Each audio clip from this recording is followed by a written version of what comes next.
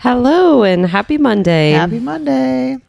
I am excited about today's. Yes. But I want a caveat too, because I think that it's very easy to like take everything very literally that we say in terms of, because we're going to go over like some very specific cravings and what they can indicate to the body. But like, for example, if like at the end, we're going to talk a little bit around like something called peripheral neuropathy, which is tingling in your hands and feet. If you have tingling in your hands and your feet, don't think that like we're diagnosing you with something. So that's what we want to say. Like, just take these with a grain of salt, evaluate your life, evaluate your intake, evaluate those things.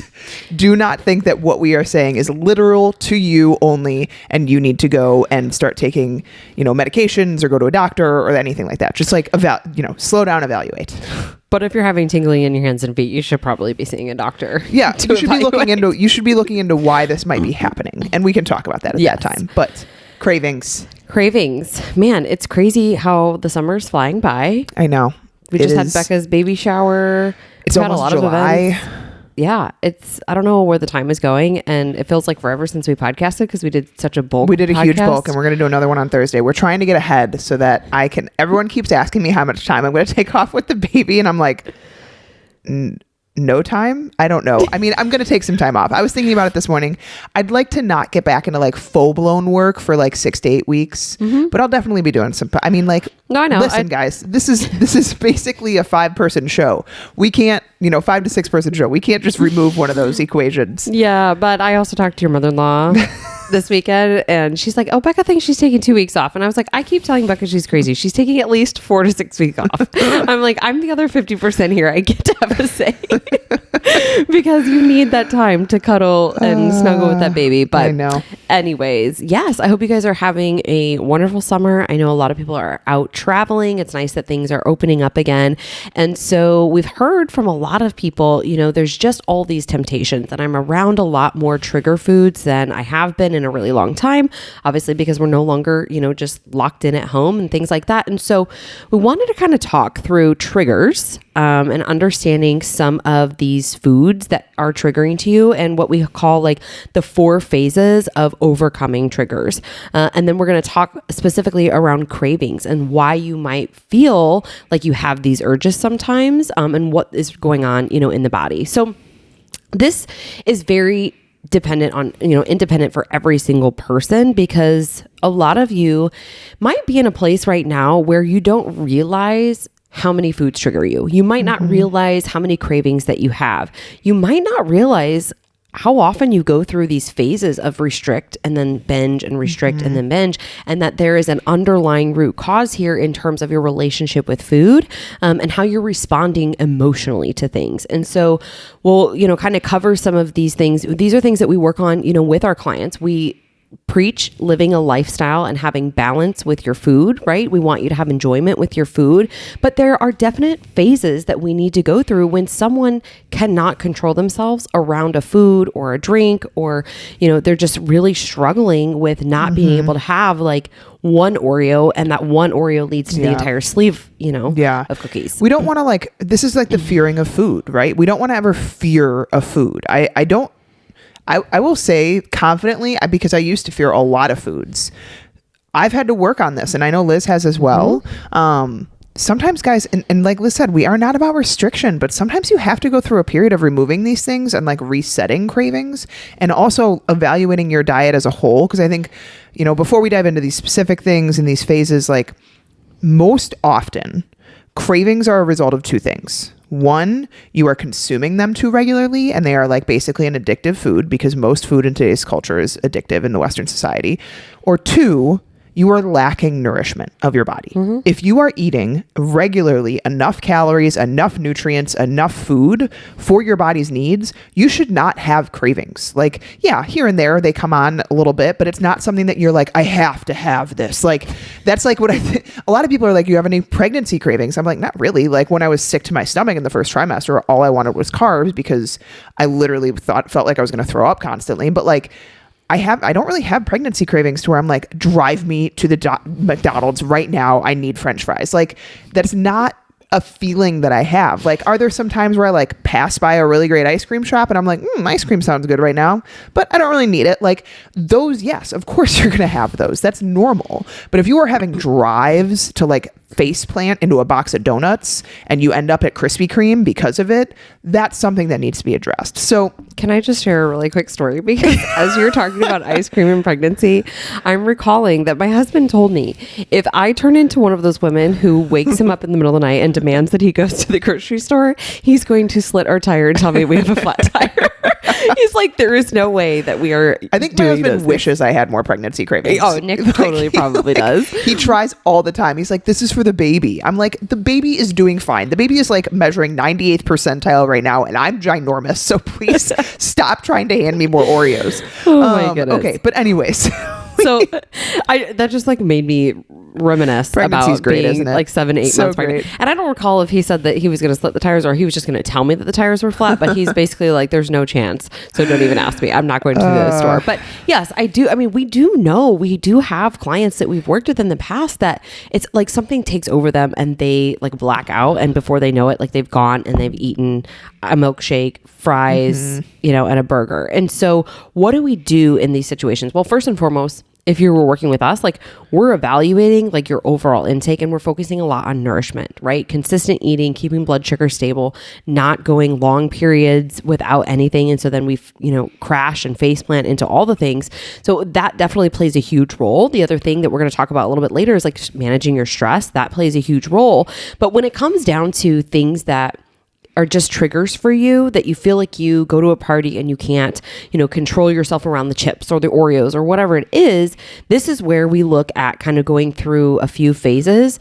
And one of those is abstaining. And so we're removing these foods entirely. Like there is no room here for the gray area because we've tried that in the past and it didn't work. It kept leading to, kind of overindulging. And so we'll go through 4 to 6 weeks entirely removing a food.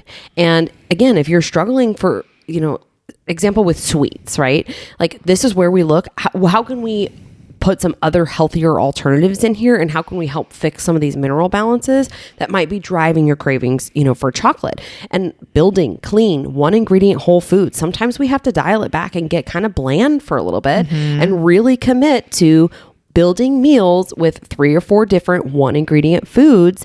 And then, maybe having like a small piece of dark chocolate or a rice cake with a little bit of nut butter on it or something that might give you a little bit of a sweet fix, but we are not going towards that food. Like you don't get an Oreo or 2 Oreos after your meal. We're removing that food. And again, this is where it's very dependent upon the person because some people might struggle in this area too, because if they start swapping things out, for example, let's say it is the Oreos and you're swapping it with like a piece of dark chocolate, that might lead to binging on the dark chocolate for some individuals. So this is going to vary depending upon the person. Yep. And some people go through a phase where like you want more because you're starting to restrict. So there's definitely a mental component here. This is something we always have a very clear conversation with our clients about. Like one, that the first weekend or 2 that you're removing certain foods or drinks, for example, like if it's alcohol, those couple of weeks, you're probably thinking about that totally food or drink way nonstop. More. Yeah. And this is, we try to tell people and like tell clients of this and warn them of this. I'm like, if you're removing something that you have a problem like moderating right now, you're going to probably spend the next couple of weeks thinking about it constantly because it's like, you guys, it's like the white car thing. Like you buy a white car and then all of a sudden you start seeing all white cars. It's the same concept. Like you start thinking about restricting this food because you're trying to remove a craving. You're going to constantly be thinking about it. You're going to constantly be seeing it. It's going to be really hard in those situations. And for alcohol, this was me for a while. And I would find myself in social settings just talking to myself in my mind all the time. I'm like, you don't need a drink. I know you want a drink. I just get through the next couple hours. Like, and for me, it was like pep talks. Like that's what helped me get through those times. And then it became easy. It became like I wasn't bothered by it anymore. But for a couple of weeks, for sure, if this has been a struggle for you for a while, you will find yourself in that place where you're like, I can't stop thinking about it. I want it more now. I want it even more.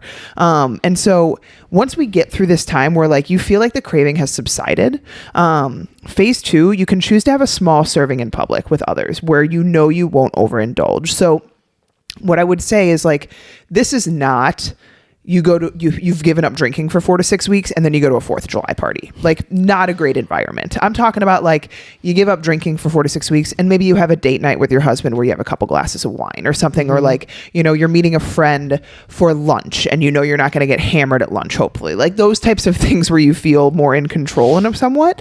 And sometimes this is a good phase to stay in forever. Like if you've tried to break out of the cycle and every time with that trigger, it leads to the same result of you over consuming, maybe this is a good place to stay, to be successful with it, and not move on to the next phases that we kind of talk about. But you have to pick and choose smart in terms of this, because you have to pick the environment and the situation very well, because sometimes social settings are the total opposite of this. Sometimes they actually encourage even more overindulging and binging. So just something to kind of consider. Yeah. And I think that's where it's important for you to be really hyper aware of like, one, your surroundings, but who is in those surroundings. Like if you know that you haven't seen your girlfriend from college in 5 years and what you used to do is go out and, party and dance and have fun, like unless she's totally in a different state now, the way that you are, like probably not good to surround yourself with those people, and they're encouraging shots and they're encouraging, multiple drinks and so on and so forth. So again, it's being hyper aware and picking the time when you feel comfortable after a period of restricting, and maybe even to a place where like you've restricted for a long period of time, that some of those things have kind of lost their luster, because we will see for some individuals that once they go through this phase where they restrict and they abstain from these things and they are focusing on nourishment and focusing on how good they feel now, they don't really want to go back to that place because they know how bad they felt before, or they also just know themselves well enough that it's like that switch that turns on and they can't stop eating it. So again, in that phase, you need to be very specific. And I would also say, if it is something like with your spouse or a very good friend, tell them your commitment. Hey, I'm super excited to go out for date night tonight. I want to let you know, like, I would like to have no more than 2 glasses of wine, and I really don't need dessert, or like some people I know, Art and I back in the day would be like appetizer, meal, dessert, drinks, like all the things. We don't need all of those things. So telling someone, that's very powerful. Some of our clients will text us on Friday or Saturday nights letting us know, hey, I'm meeting up with girlfriends from college tonight. My commitment is 2 drinks. I'm going to have, a sparkling water or an iced tea or something in between. And I kind of space that out. And then they text us after, the next morning, like, I feel so proud of myself. I did it. I showed myself I could do hard things. So be hyper aware of when you choose to do those things in public with people. But, this is too, I think, for those of you who maybe are addicted to sweets, you're way less likely to go to a public party and have half of a cake, right? Because other people are having like one piece of cake. So that's where I think from a sweet side, like it's a lot like maybe easier. Or, you would go and you have like a cookie instead of having like the entire bag of cookies staring you at home. So phase 3 is when you want to start to reincorporate these things back into your home or into your environment, start by buying individual servings, like one donut, one cookie versus like the entire box of Krispy Kremes, or the sleeve, the whole thing of family size double stuffed Oreos. Like, definitely agree. A lot of times people actually keep themselves moderated with buying single serve bags of stuff. So like if they know that chips is something they struggle with, they'll buy individual size bags, or same thing with trail mix. So that's always something that's helpful if they know that they won't go back and open multiple different bags. So that's always something that can help people. I know sometimes even Oreos, I think they sell like the double packs, like the little individual double packs. And you're paying more money for it. But if you struggle with stuff like that, that can be helpful. And then phase 4, when you feel ready, you can buy the food, but commit to only consuming them when you're happy, not emotionally triggered, emotionally charged. And guys, like, this can take months, if not like years, to kind of work through. And at the end of the day, also understand this is not a linear process. I think that's something that a lot of people like set themselves up for failure with. They're like, well, I'm going to go through this process. I'm going to go through these phases and then I'm going to be healed. It's like, no, you guys, when I stopped binging, it was like, okay, I would binge less, and then the binges would be less extreme. And then finally, like it gets to a place where like the only times I feel like I've overconsumed are times where I haven't caught it early enough. Like I thought I was doing okay, and then it hit hit me, you know? And so it's a constant learning curve with over consuming or being, you know, triggered with a lot of cravings and stuff like that. So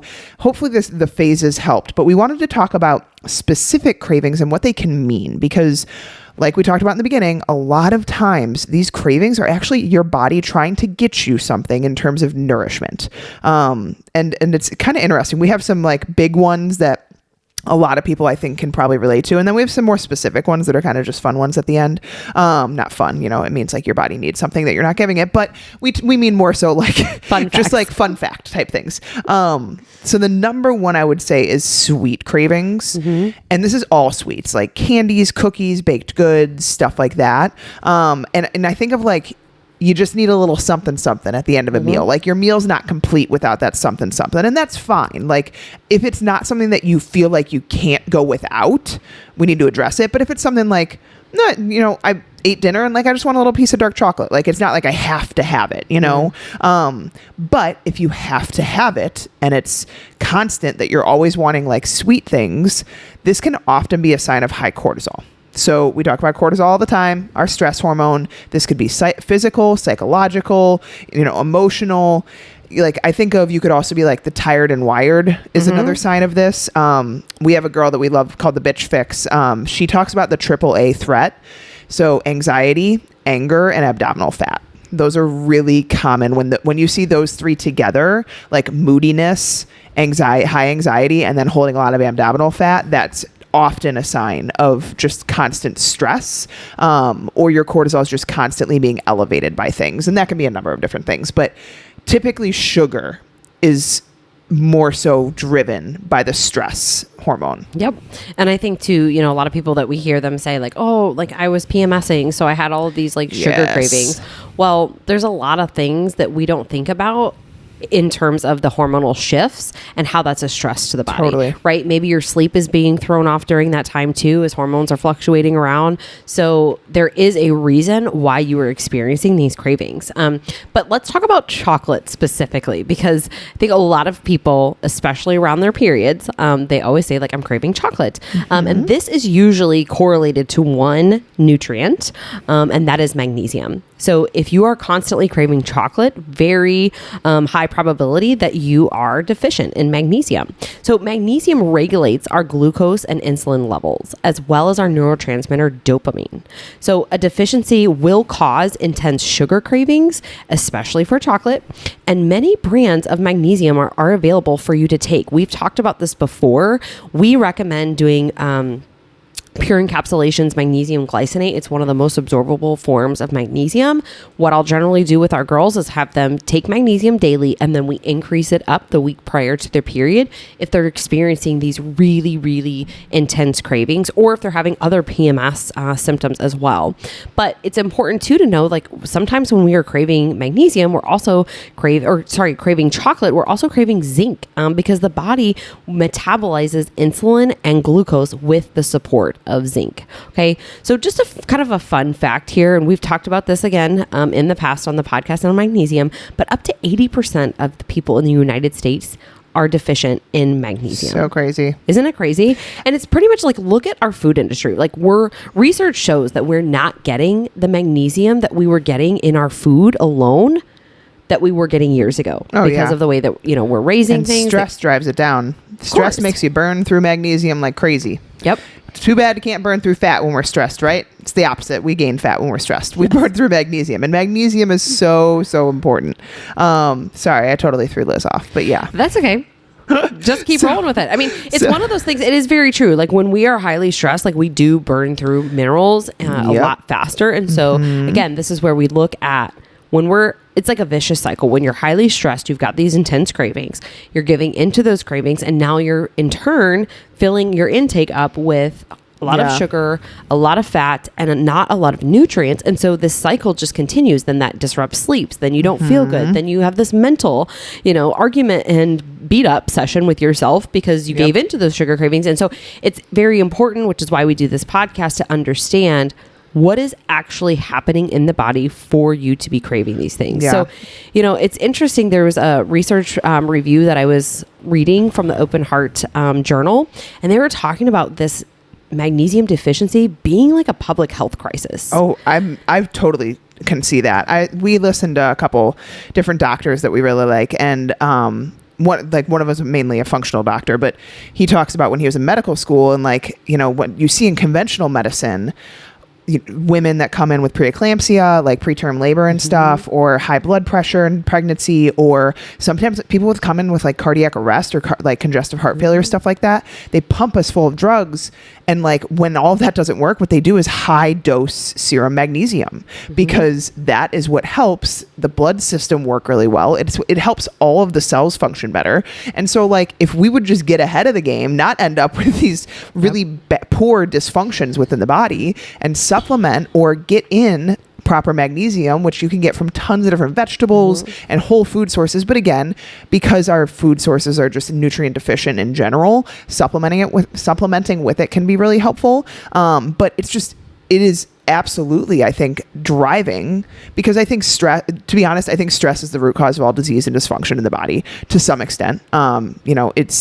Stress might not be the direct, it might not be the direct cause, but it is probably a huge catalyst of it. And so when we don't have the support to manage the stress of the system from proper nutrition, then we end up with major dysfunction within the body and disease. So the next one is salt cravings. I feel like these are kind of yin, like people either have the sugar or they have the salt cravings. And sugar cravings, like we said, are a little bit more high cortisol. Salt cravings are a little bit more low cortisol. And this is usually as a result of like cortisol burnout per se.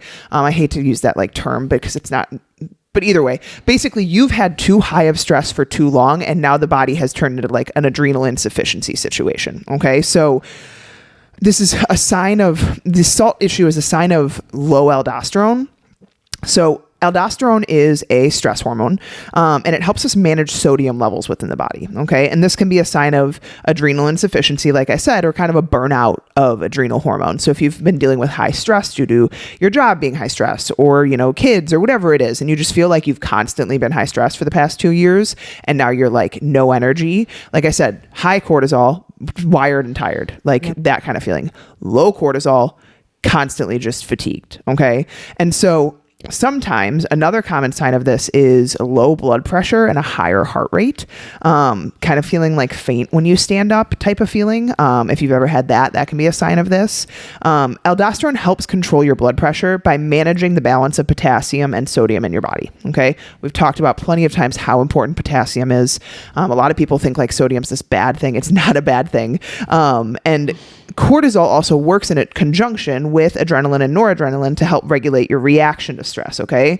So cortisol helps regulate the metabolism, sugar levels, blood pressure, and aldosterone is kind of within this equation. Okay. So when aldosterone is low, if it helps moderate sodium levels in the body, it would be obvious why you would want salt. And so salt's not a bad thing, but here's the problem. We go to processed salty foods. We go to chips. We go to those types of things because that's it's like the density of the calories that the body is wanting. And so it drives us to the ease, you know. Liz and I are not like against salt intake. I actually fully promote salt intake if it's good quality salts. Pink Himalayan sea salts, gray salts, black salts, all of those are very nutrient dense. We actually recommend electrolytes for a lot of our clients. Element has 1,000 milligrams of sodium in it, and people are so afraid of it. But I'm like, look at the potassium.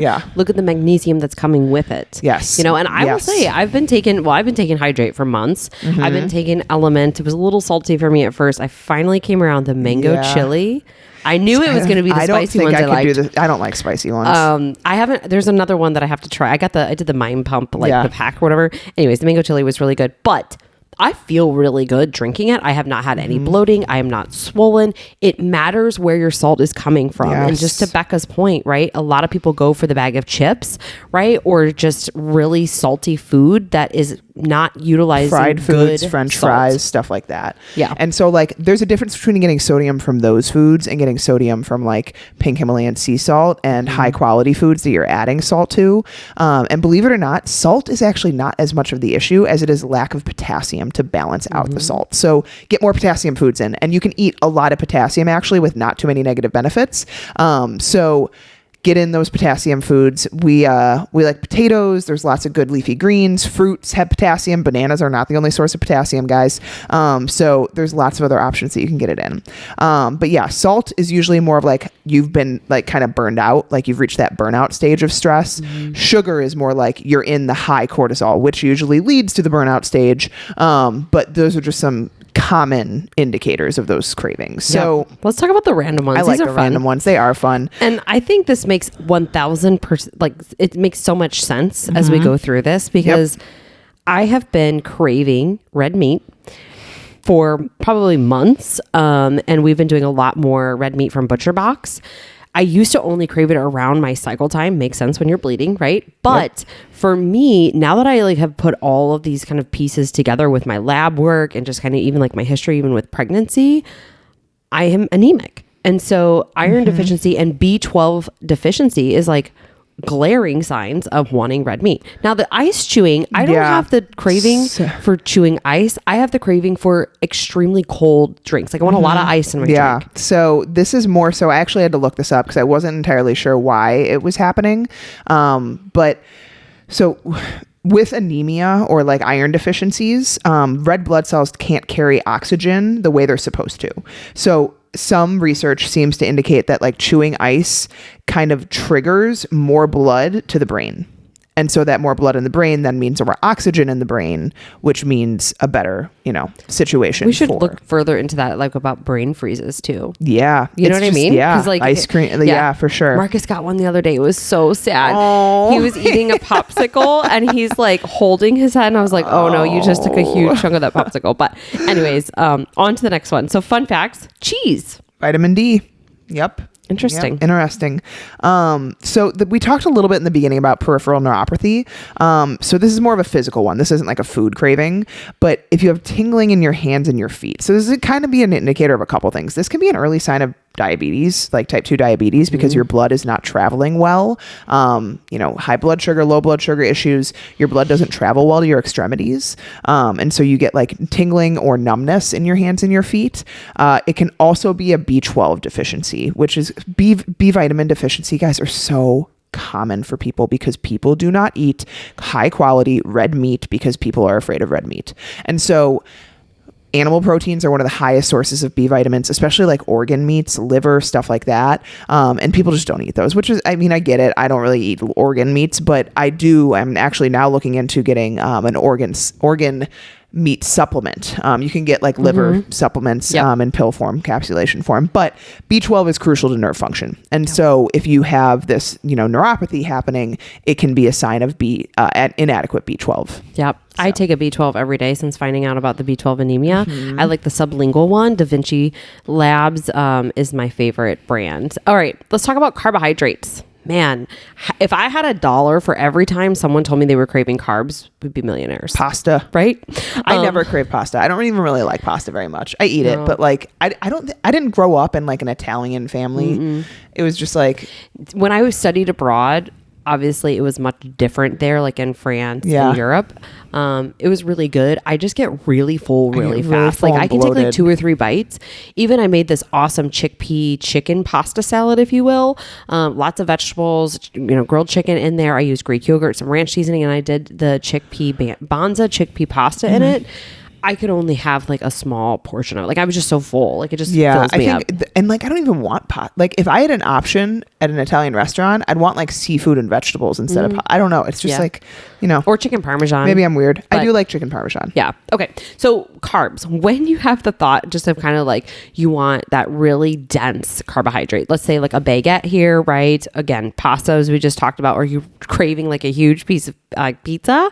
This can be a sign of insulin resistance, hypoglycemia, or chromium deficiency, or just fatigue. And here's the thing, all of those health issues and all of those like dysfunctions, insulin resistance, hypoglycemia in the body, that is the last thing that you should be doing. Is eating more carbs. You're basically resistant to the carbohydrates. And it's because your body is no longer getting the energy from the glucose into the mitochondria and in the cellular level to be burned off.